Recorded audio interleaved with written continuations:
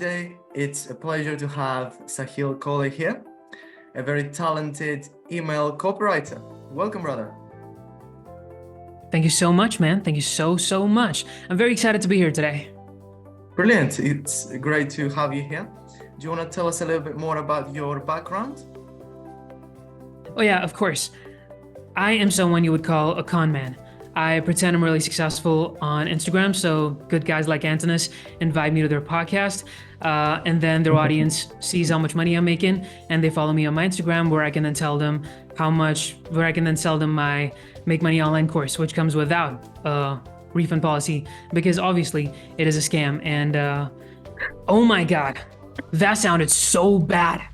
I'm sorry you had to hear that. In my defense, it sounded really funny in my head. Anyway, hello, ladies and gentlemen. My name is Sahil. I am an email copywriter, which means I write words that sell, which sounds pretty cool, right? That's because it is. I'm from India. I'm actually from the cheapest part of the cheapest country of the world, which is pretty cool when you're making a lot of money like I am. I'm just kidding. I'm not making a lot of money, but I'm doing pretty well for myself.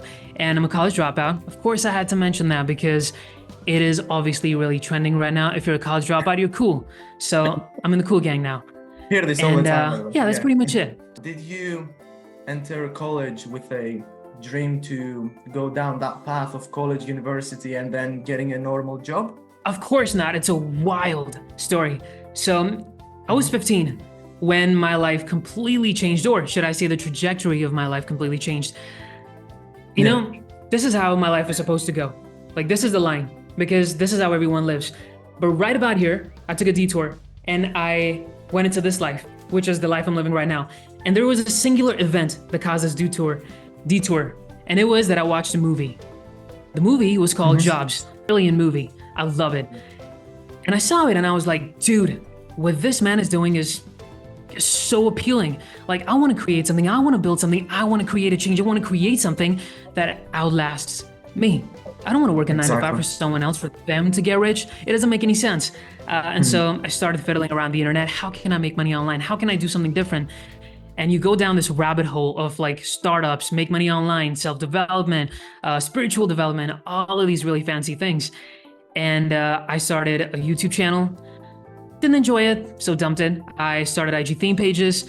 Didn't enjoy it. Made a little bit of money. That was cool, but I didn't enjoy it, so I dumped that too.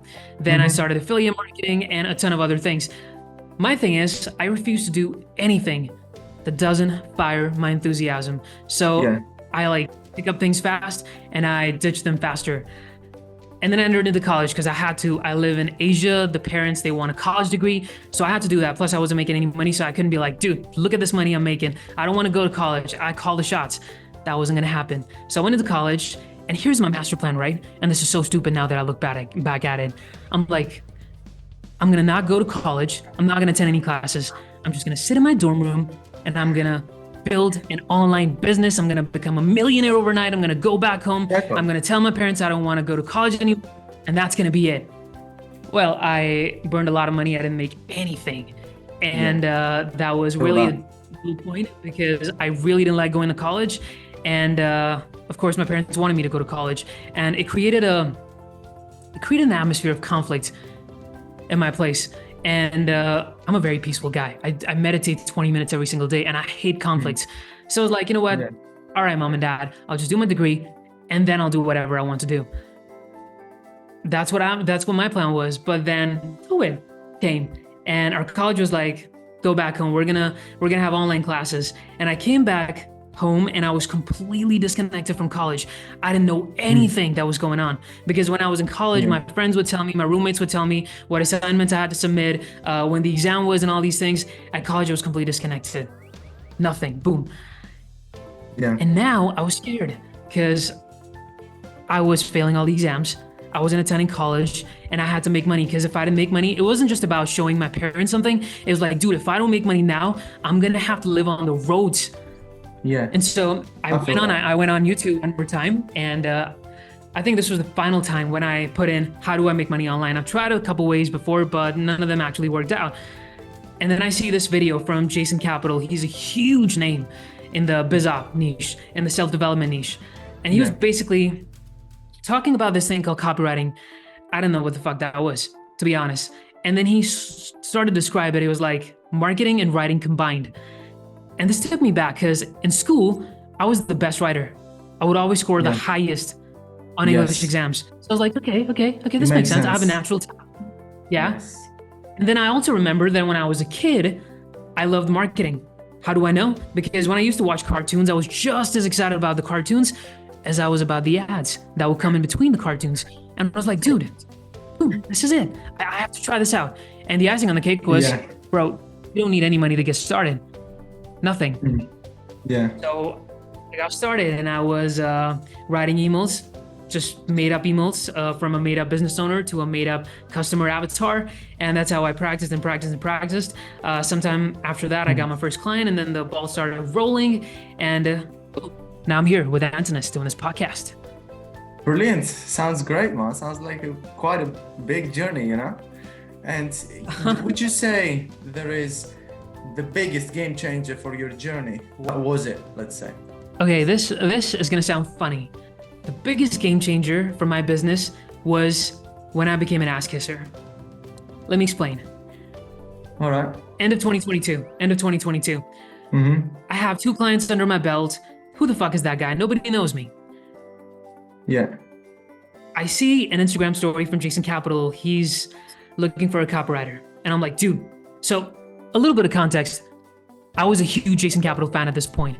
I have been consuming his content for months and months and months. He was my hero, if I'm not over exaggerating. And so I really wanted this. I'm like, dude, I don't even give a fuck if I don't get paid. I want to work with Jason Capital because that would be like a dream come true, right? Yeah. So I sent him an email and I got hired. And I was training directly under Jason Capital, writing copy for his agency's clients. But there were 2 other copywriters with me. So this sounds embarrassing to me, but I really wanted all of his attention on me. I wanted him to say, dude, you are my favorite.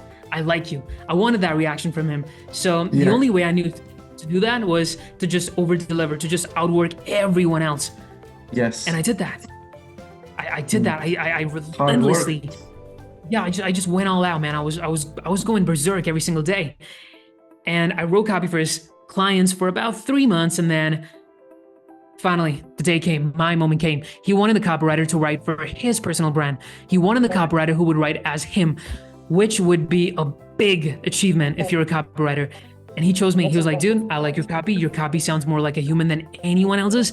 And I want you to write for me.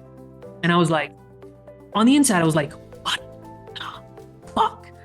And I remember as soon as the call ended, I went to my parents' room and I was like, you're not going to believe what happened. And then I called up a couple of my friends. You're not going to believe what happened. I called up my brother. Dude, you are not going to believe what happened. They didn't even know who Jason Capital was. They didn't even know what copywriting was. But I was like, dude, you don't need to know that.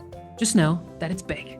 And again, I went berserk again. I didn't outwork anybody. I outworked my former self. And pretty soon I got a testimonial from Jason Capital, which is a pretty big deal. And from there on, I started getting a lot of leads because, of course, Jason Capital is a pretty big name. And I also started getting inquiries from his students, people who are his friends. And that's where my business really took off. That's really the game changer. So I think the lesson here is not to be an ass kisser, but to just try to prove yourself. Not because you have an inferiority complex, not because you want validation from others, but because when you try to do that, you just end up producing great work. Exactly. And that's the outcome we want, right? Yes. That's the outcome we want. Correct. Who cares about the motivation, right? I mean, sometimes I'll be around a lot of people, right? And just to show off to them, I'll work really hard. Yes. And people will say, he just wants attention. He just wants people to think something of him, right? Who cares? I'm getting a lot of work done. It's a motivation for me. I'm getting a lot of work done. So yeah, that's kind of it. Just prove yourself. Every single time, try to prove yourself. That's, I think, the lesson here. Yeah. I love this. Would you give a piece of advice to your younger self at that time where you didn't get the results you deserved?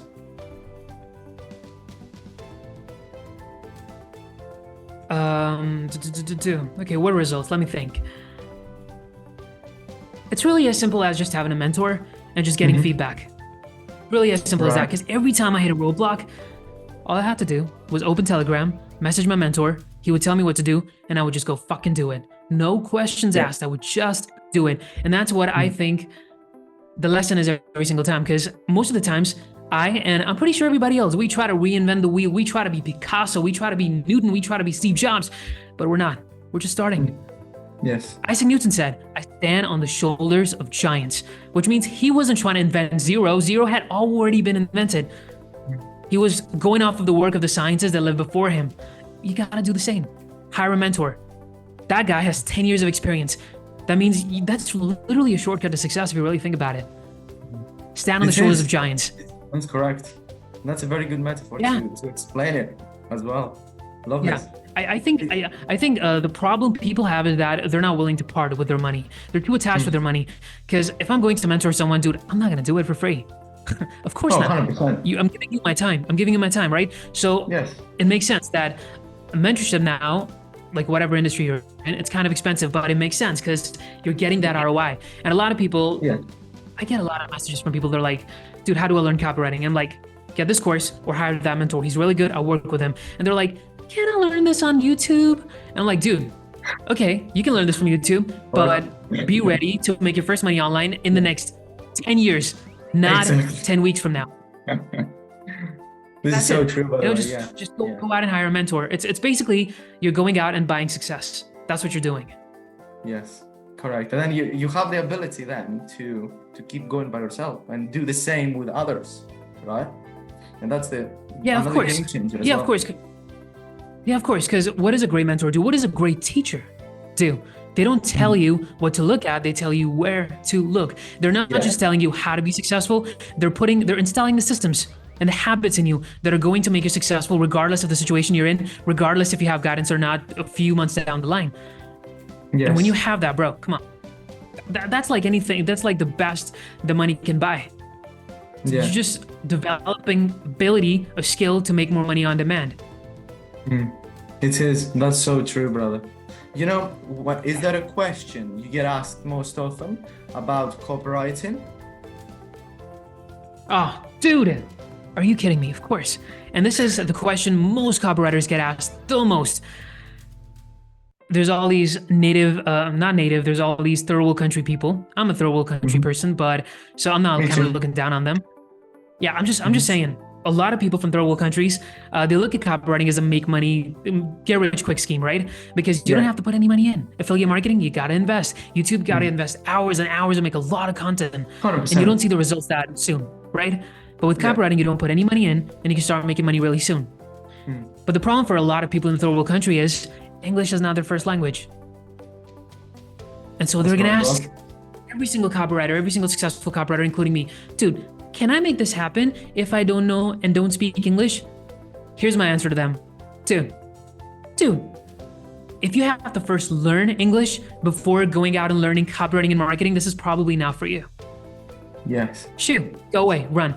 And I'm not trying to demotivate you. Instead, I'm going to show you the way. Here's the thing.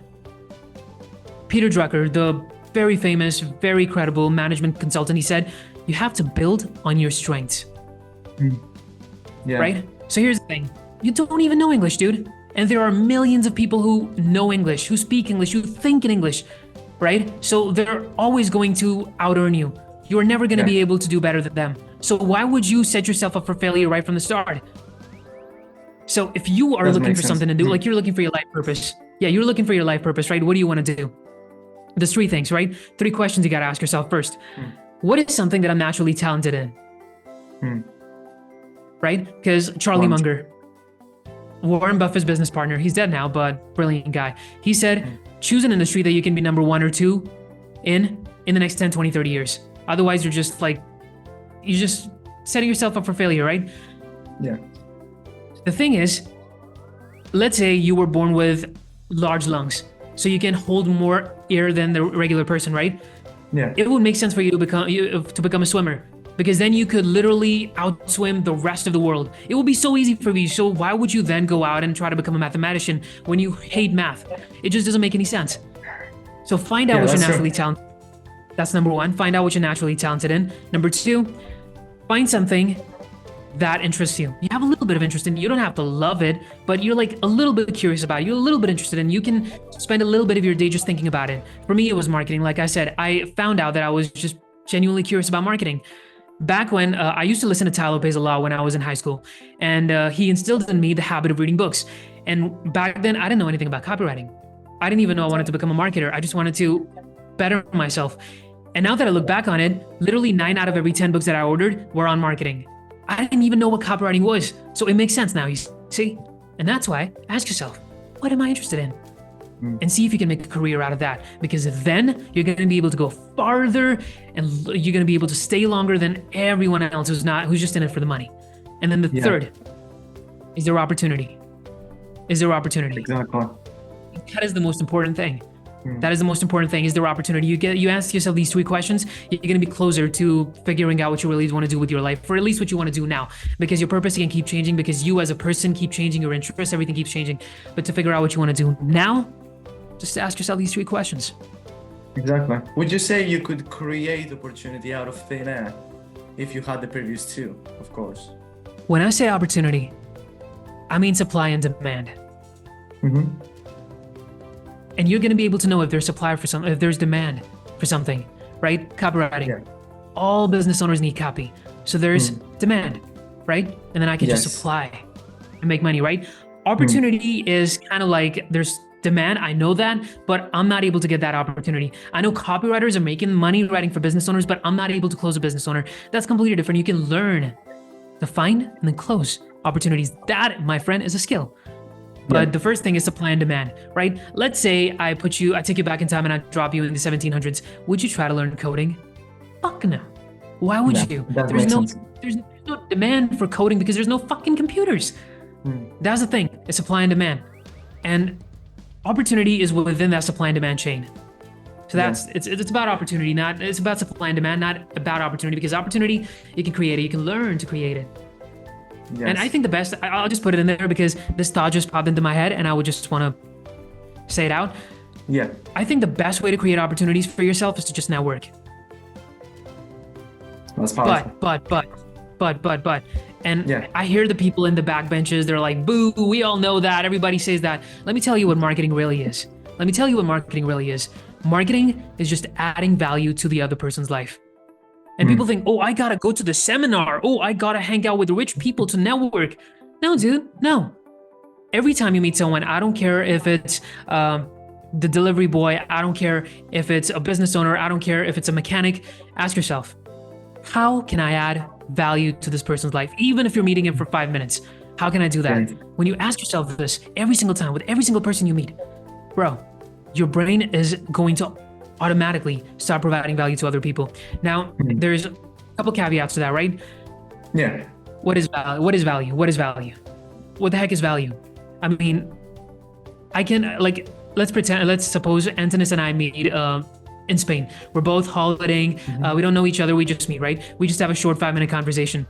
Now, me providing value to him without knowing what he does or what his goals are, nothing, right? Me providing value to him would be just making him feel important. Would be making him feel like he's the most interesting person in the world. Like he has to leave that conversation thinking, damn, I didn't know I was that interesting. That's value, right? You should start doing this with every single person. Yeah, you should start doing this with every single person. There's 2 books you need to read for this. Number 1, How to Win Friends and Influence People by Dale Carnegie. Yeah. Amazing book. Second, you want to read the 1-Sentence Persuasion course by Blair Warren. You get these 2 and you apply these. You don't apply these for the next 1 year. You don't apply these for like 5 days out of the 7 weeks. You apply these every single second that you breathe with every single person that you meet. That's what you want to do. Yeah. True. And feel this. Yeah, that's basically it. And I will tell you a story. We all know Napoleon Hill, the writer of Think and Grow Rich. Yeah. That man wanted to work with some really wealthy people, but these wealthy people didn't know who he was. So why would they work with him? So he did something crazy. He hired a private investigator. Then he sent that private investigator to privately investigate the lives of these really rich people. Yeah. And they came and they said, okay, this guy that you want to work with, he's having this problem, and he's having this problem, and he's having this problem. And then Napoleon Hill would bend over backwards to help these guys solve these problems without asking for anything in return. And what do you think these rich people did? They're like, dude, you're cool. You helped me. Let's do business together. I like you. That's the thing.